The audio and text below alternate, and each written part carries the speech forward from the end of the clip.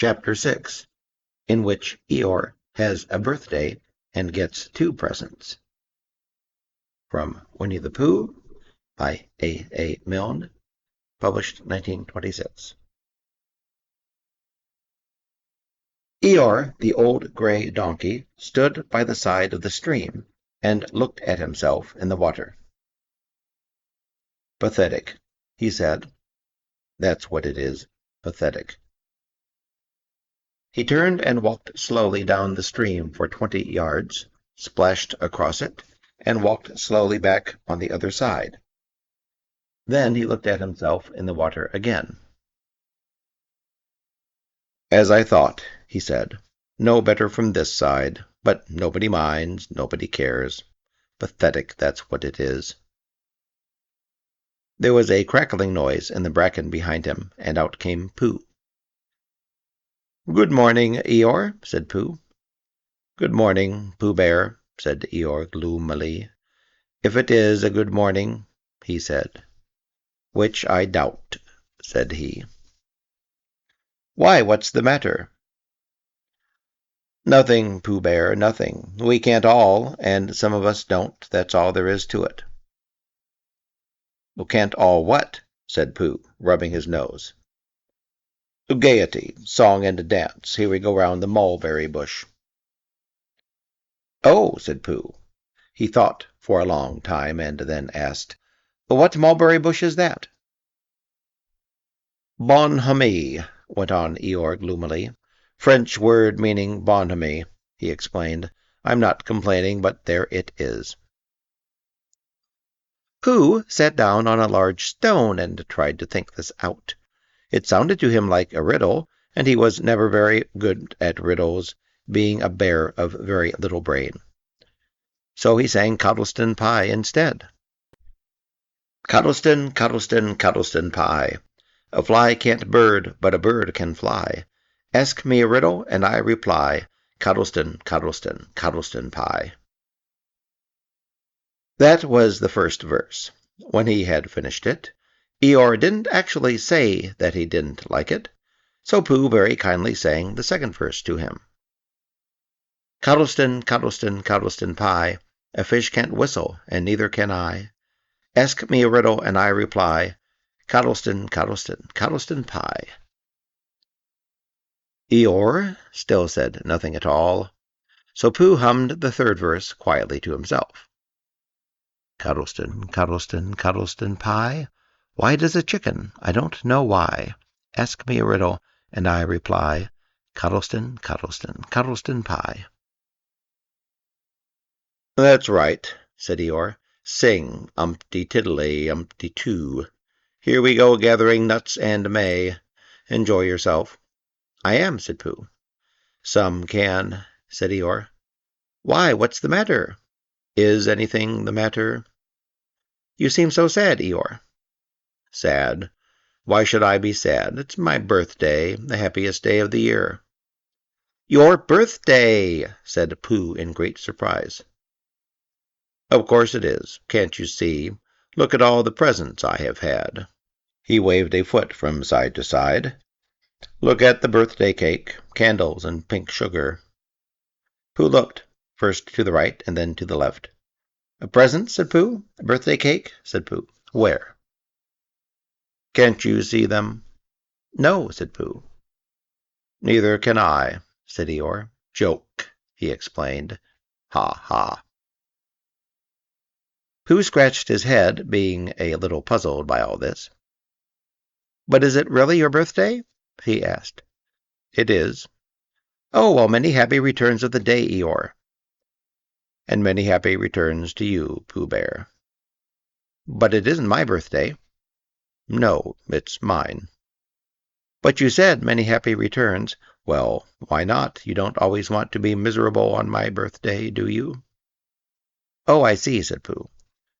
"It's bad enough," said Eeyore, almost breaking down, "being miserable myself, what with no presents, and no cake, and no candles, and no proper notice taken of me at all.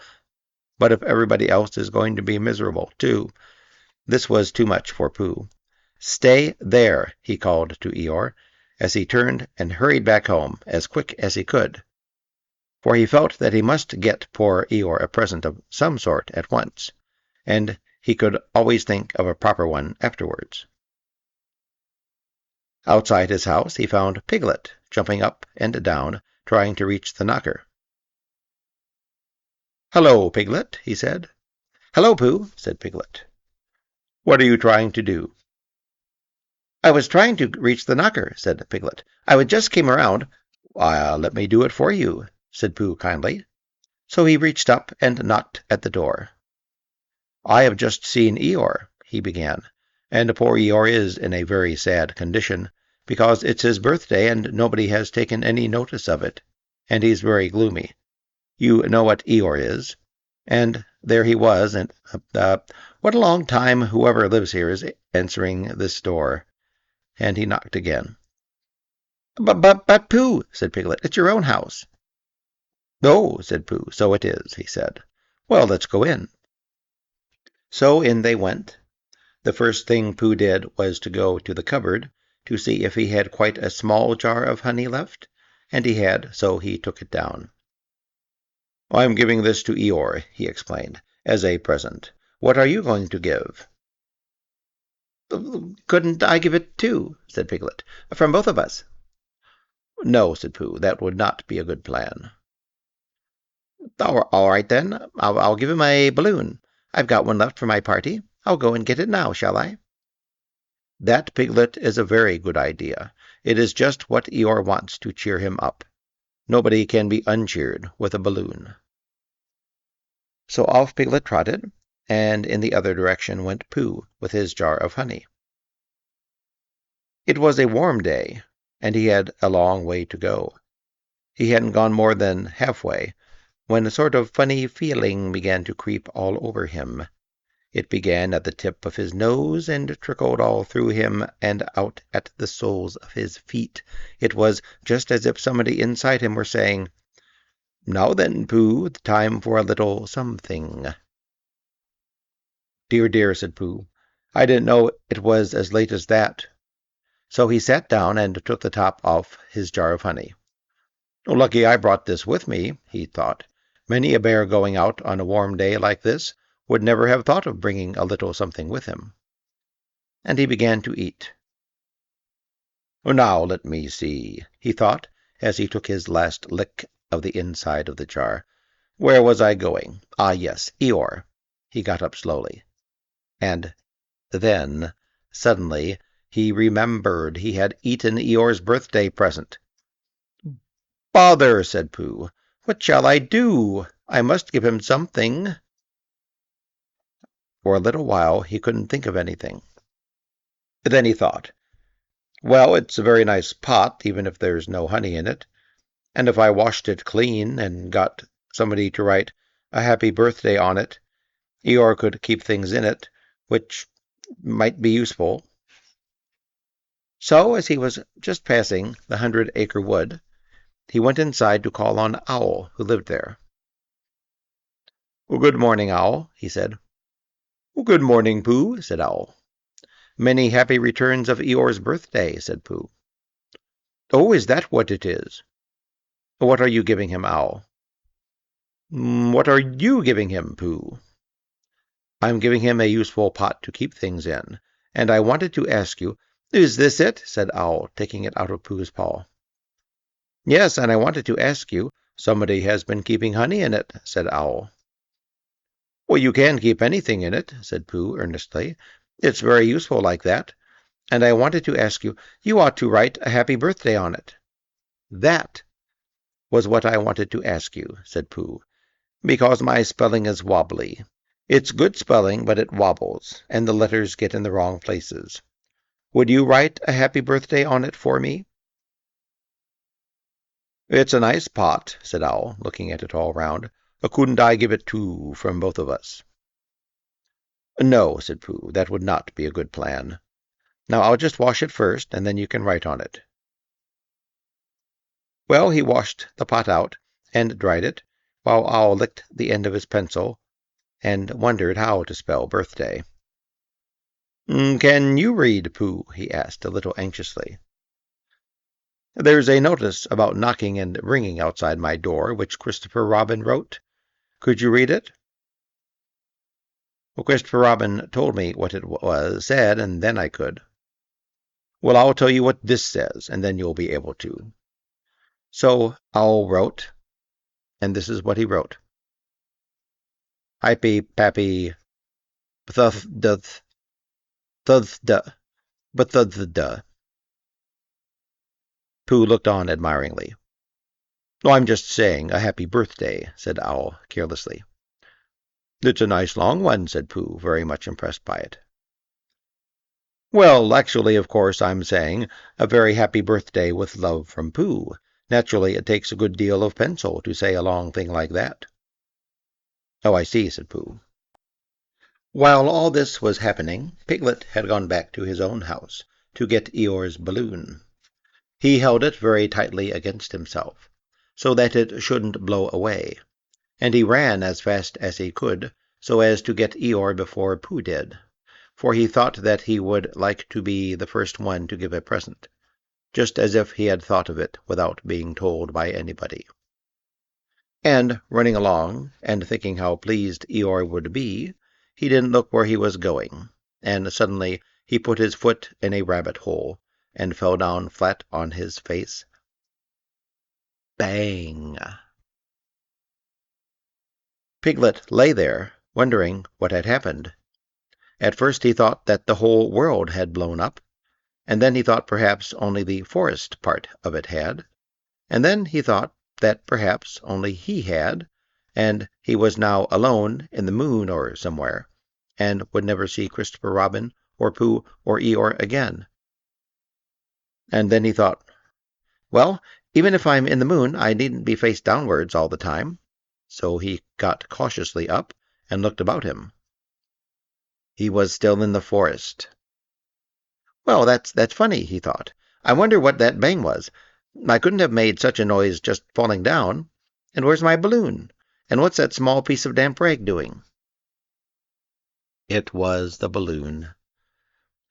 "Oh, dear," said Piglet. Oh, dear, dearie, dearie, dear. Well, it's too late now. I can't go back, and I haven't another balloon. And perhaps Eeyore doesn't like balloons very much." So he trotted on rather sadly now, and down he came to the side of the stream where Eeyore was, and called out to him. Good morning, Eeyore," shouted Piglet. "Good morning, little Piglet," said Eeyore. "If it is a good morning," he said. "Which I doubt," said he. "Not that it matters," he said.